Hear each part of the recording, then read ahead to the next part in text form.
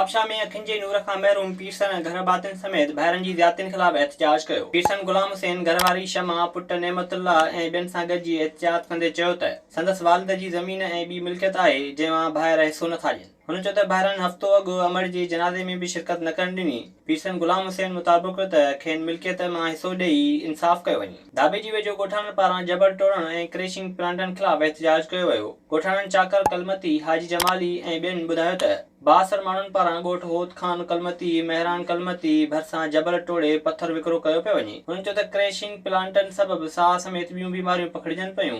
अॻवाननि मुताबिक़ त तुर्त बासनि ख़िलाफ़ कार्रवाई करे खेनि अज़ाब वारी ज़िंदगी खणण खां बचायो वञे। चेरार भरिसां पोरत जे मासूम पुट खे पोलियो जो शक ज़ाहिर थियो आहे। गुलाम जी धाणीअ जे पोरियत आशिक़ कुंभर जे 4 वरनि जे मासूम पुट रजब कुंभर जे जिस्म जूं हॾियूं सुकण लॻियूं आहिनि। मासूम जिस्म सुकण सबबि हलण फिरण खां लाचार बणिजी वियो आहे। पोरत सिंध सरकार खे अपील कई त संदसि बचिड़े जो इलाज कराए माज़ूरीअ खां बचायो वञे। ॿीरे खान वेझो समाजी तंज़ीम तरफ़ां मुफ़्त तिबी कैंप लॻाई वई। ॻोठ रईस बंबो खान चांडियो में फ्रेंड्स 92 एसोसिएशन तरफ़ां ग़रीबनि जे इलाज लाइ कैंप लॻाई वई। तिबी कैंप में माहिर डॉक्टरनि चमड़ी, अखियुनि ऐं साह समेत ॿियनि बीमारियुनि जो इलाज कयो। डॉक्टर गुलाम मुस्तफ़ा तुन्यो, डॉक्टर ज़ाहिद अली शेख ऐं ॿियनि ॿुधायो त लाड़काणे ऐं मीरे खान जे बहिराणनि में बीमारियुनि जो सबबु खोराक जी खोट ऐं साफ़ पाणी जी फराहमी न थियण आहे। खोसकी भरिसां आज़ाद नौजवान इत्तेहाद पारां तरक़ियाती कमनि में नज़रअंदाज करण ख़िलाफ़ एहतजाज कयो वियो। ॻोठाणनि नियाज़ मोहम्मद, अब्दुल रऊफ़ लुंड, गौस मोहम्मद लुंड ऐं ॿियनि ॿुधायो त यूसी मिठी 3 जो दे मिठी 2 10,000 आबादी ते ॿधलु आहे पर सहूलियतुनि खां वांझियल आहे। हुननि चयो त चेयरमैन ऐं ॿियनि चूंडियल नुमाइंदनि बि को कमु नाहे करायो।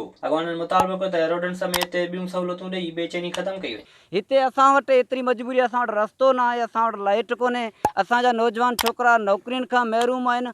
ख़ुदारा ॿियूं नौकिरियूं विकियूं, अवां उहे पैसा वरिता खाधा हिननि मिसकिननि खे। पटे वाली जी का सीट त ॾियो आहे कंहिं मिसकिन खे। न असां वटि बिजली आहे, न असां वटि रस्तो आहे, न असां वटि डिस्पेंसरी आहे। असां हर शइ खां महरूम आहियूं।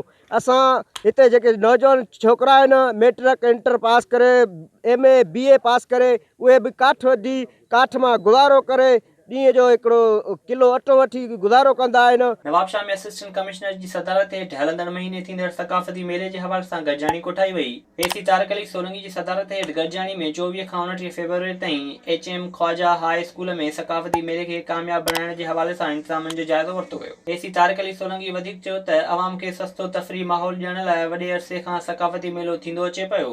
हुननि चयो त शहरनि खे पिणु मुख़्तलिफ़ क़िस्मनि जा गुल नुमाइश में रखण जो मौक़ो मिले थो। इंसाननि लाइ मुख़्तलिफ़ कमेटियूं पिणु जोड़ियूं वियूं आहिनि। विज़िट कयो अवामी आवाज़ मीडिया ग्रुप जी वेबसाइट awamiawaz.pk।